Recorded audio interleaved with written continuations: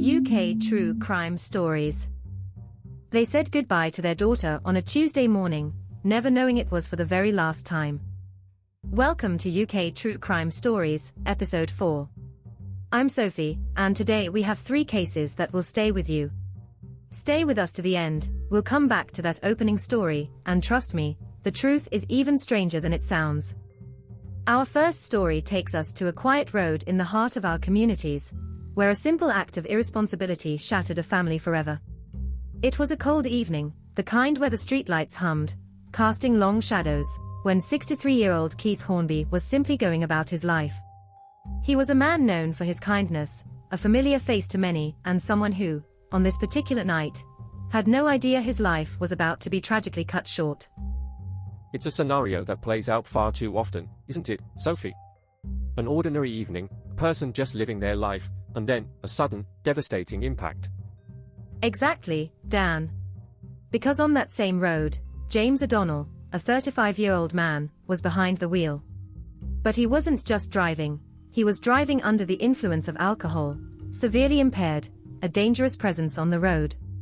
The details that emerged later would paint a picture of truly shocking negligence. O'Donnell's car collided with Keith Hornby, a force so immense it left no room for hope. And what was O'Donnell's immediate reaction to such a horrific event? Because often, in these cases, the actions immediately after a crash can tell you a lot about the mindset of the driver. His actions were, frankly, beyond belief. After the collision, instead of stopping, instead of calling for help, instead of showing any flicker of remorse or concern for the man he had just struck, James O'Donnell drove away from the scene. But it gets worse. He didn't just flee, he went to buy more alcohol. Can you imagine the sheer callousness? While emergency services were undoubtedly rushing to the scene, while Keith Hornby lay injured, O'Donnell was simply replenishing his supply. That's an extraordinary level of detachment, Sophie. It suggests a complete disregard for the consequences of his actions, both before and after the crash. How did investigators piece together what happened and link O'Donnell to the collision?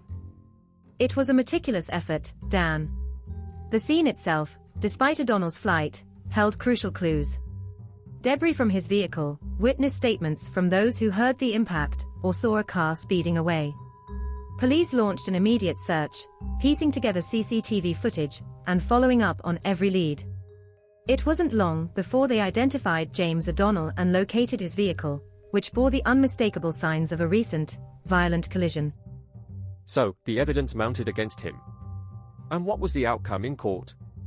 Was justice served for Keith Hornby and his family?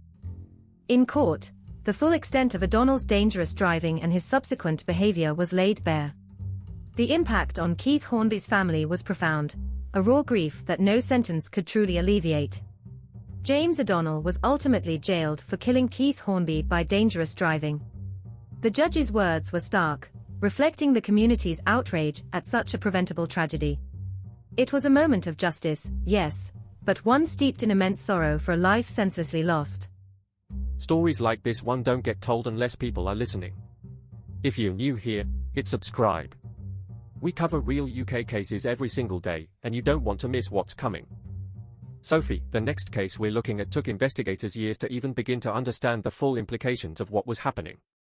It's a story that touches on national security, international intrigue, and raises more questions than it answers.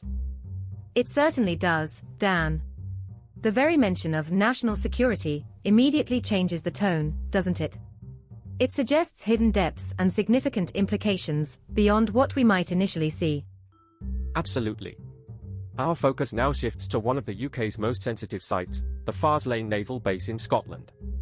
This isn't just any military facility, it's the home of the UK's nuclear deterrent, place of immense strategic importance and, as you can imagine, under extremely tight security. It's a location where every single movement is monitored, every anomaly scrutinized. So, for someone to even get close to attempting to enter such a place, it must have immediately raised alarm bells across multiple security agencies. Precisely. It was on a Thursday, a seemingly ordinary day, when the quiet vigilance of Faslane's security was suddenly tested. Authorities detected an unusual presence. Details are sparse, as you might expect given the nature of the location, but what we do know is that a 34-year-old man, identified as Iranian, and a 31-year-old Romanian woman were allegedly attempting to enter the naval base. Allegedly attempting to enter. That phrase itself carries so much weight. It wasn't just a casual stroll past the perimeter, then. What was the immediate response from the authorities once they were detected? Police Scotland, working in conjunction with the Ministry of Defence Police and other security services, acted with remarkable speed and precision. There was no hesitation. The two individuals were swiftly apprehended right there at the base. This wasn't an incident that unfolded over hours, it was a rapid, decisive response to a serious security threat. And once they were arrested, Dan, what kind of questions would an investigation like this immediately begin to ask? Beyond the obvious, why were they trying to get in? Well, Sophie, the questions would be numerous and complex. Who are these individuals really? What are their true identities? Are they acting alone, or are they part of a larger network? What were their intentions, reconnaissance, sabotage, or something else entirely? And perhaps most critically, how did they manage to get to that point? Every detail of their journey, their communications, their backgrounds, would be meticulously scrutinized. The fact that one is identified as Iranian and the other as Romanian also adds another layer of international complexity, doesn't it? It's not just a local crime, it potentially has geopolitical implications. Absolutely. This goes beyond typical criminal activity.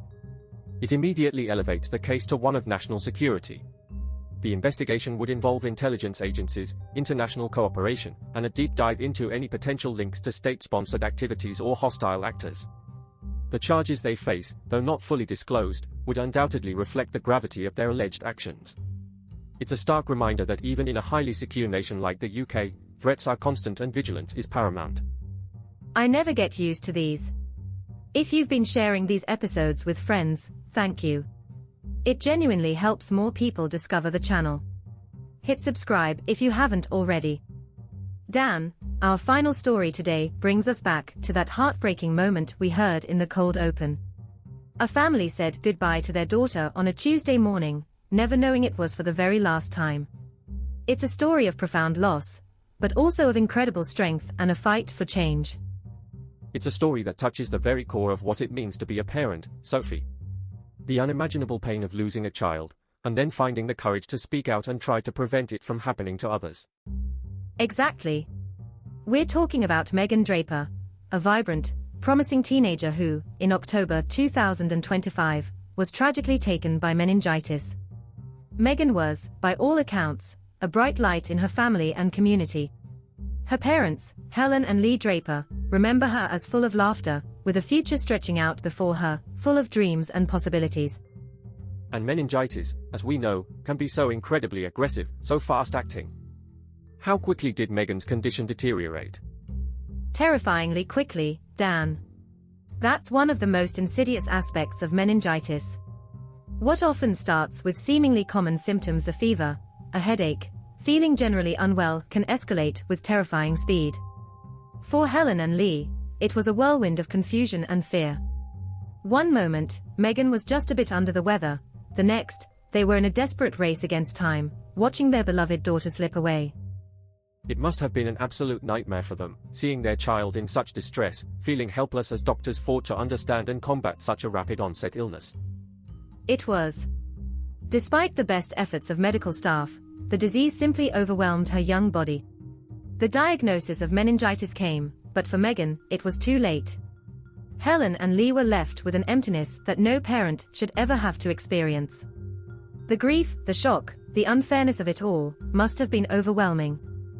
But from that profound grief, something remarkable emerged, didn't it?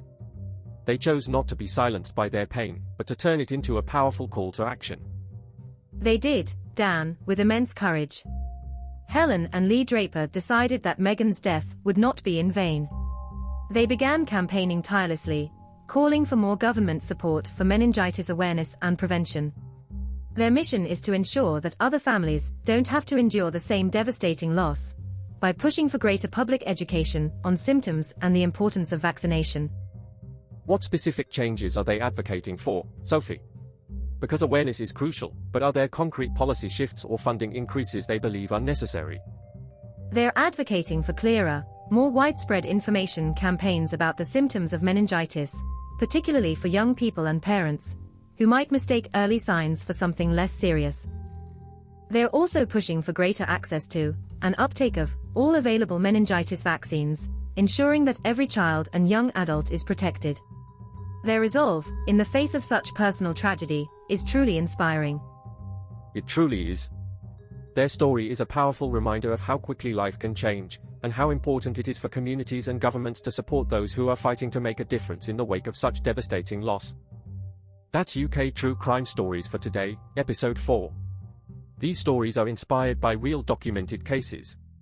If today's episode moved you, share it with someone who'd appreciate it. It really does make a difference. If you have information about any unsolved case, please contact Crime Stoppers on 0800 555 111, anonymously, anytime. Subscribe for more true crime every day, and if you're interested in real UK money stories, debt, savings, financial freedom, check out our sister channel UK Stories.